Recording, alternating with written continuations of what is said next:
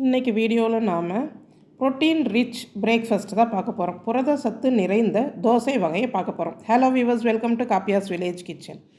இப்போ இதுக்கு நான் ஒரு கப் அளவுக்கு பச்சரிசி எடுத்துருக்கிறேன். நான் ரேஷன் அரிசி எடுத்துருக்கிறேன். நீங்கள் எந்த அரிசினாலும் பச்சரிசி எடுத்துக்கோங்க.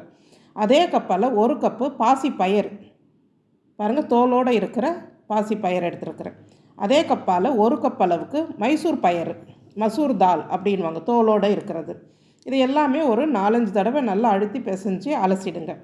இது மாதிரி கழுவி எடுத்துகிட்டு இப்போ நல்ல தண்ணி சேர்த்து ஊற வச்சிடலாம். இந்த தண்ணியவே சேர்த்து நாம் அரைச்சிக்கலாம். இல்லை கலர் மாறி இருக்குன்றவங்க நீங்கள் வேறு தண்ணி சேர்த்து கூட அரைச்சிக்கலாம்.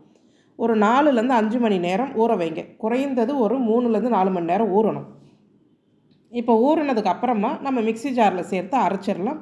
இதை பிரித்து கொஞ்சம் கொஞ்சமாக சேர்த்து அரைச்சிருங்க. ரொம்ப கட்டியாக அரைக்கணும் அப்படிலாம் இல்லை. நீங்கள் தோசை மட்டுமே செய்ய போகிறீங்கன்னு சொன்னால் நீங்கள் தண்ணியை கூட அரைச்சிக்கலாம். இல்லை இதே மாவில் இட்லியுமே நல்லா வரும். இட்லி செய்யணும்னு சொன்னால் கொஞ்சம் திக்காக அரைச்சிக்கோங்க அதுக்கேற்ற மாதிரி. இப்போ அரைச்சி எல்லாமே ஒரு பாத்திரத்தில் நம்ம சேர்த்துடலாம். அதே மாதிரி மிக்ஸி ஜாரில் கொஞ்சம் தண்ணி கலந்து அதையுமே நாம் இதில் சேர்த்துடலாம். நான் தோசைக்கு தான் இது மாவாட்டுறேன், அதனால் நான் கொஞ்சம் தண்ணியாகவே கலந்துக்கிறேன். இப்போ இது நம்ம இட்லி செய்யணும்னு சொன்னால் ஒரு 5-6 மணி நேரம் புளிக்க விட்டாலே இட்லி செய்யலாம். இல்லை தோசை மட்டுமே செய்யணுன்னா இது அதிக நேரம் புளிக்க விடணும்னு அவசியம் கிடையாது. அதனால் அதிக அளவு மாவை நம்ம ஒரு பாத்திரத்தில் மாற்றி ஃப்ரிட்ஜில் வச்சிடலாம். இதை ஒரு 2 நாளைக்கு வரைக்கும் தாராளமாக வச்சு பயன்படுத்தலாம்.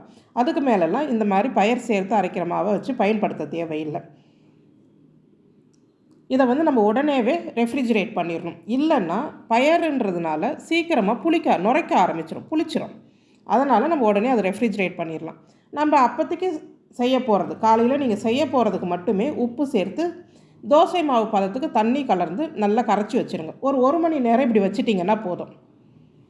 அதுக்கப்புறமா நம்ம தோசை செஞ்சிடலாம். இது நல்லாவே ரொம்ப கிறிஸ்பியாக தோசை வாக்குறதுக்கு வரும். பாருங்கள் எவ்வளோ நைஸானாலும் நீங்கள் தோசை கல்லில் தேய்ச்சி எடுக்கலாம்.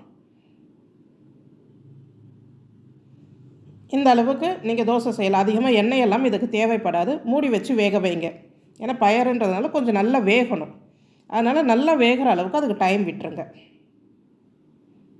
இப்போ பாருங்கள் தோசை நல்லா வெந்துருச்சு. இந்த மாதிரி பதத்தில் வேக வச்சு எடுக்கணும். எப்போவுமே தோலோடு சேர்த்து அரைக்கிற இந்த பயறு வகைகளை நாம் தோசையோ இட்லியோ செய்யும் போது நல்லா வேக வச்சு எடுக்கணும். அப்போ தான் நமக்கு இந்த டைஜஷன் ப்ராப்ளம் இல்லாமல் இருக்கும். நமக்கு இங்கே பாசிப்பயிர் கிடைக்கிற மாதிரி வட இந்தியர்களுக்கு இது மைசூர் பயிர் கிடைக்கும். ரெண்டுமே புரதச்சத்து அதிகம். மைசூர் பயிர் கூடுதல் புரதச்சத்தம் நிறைந்தது.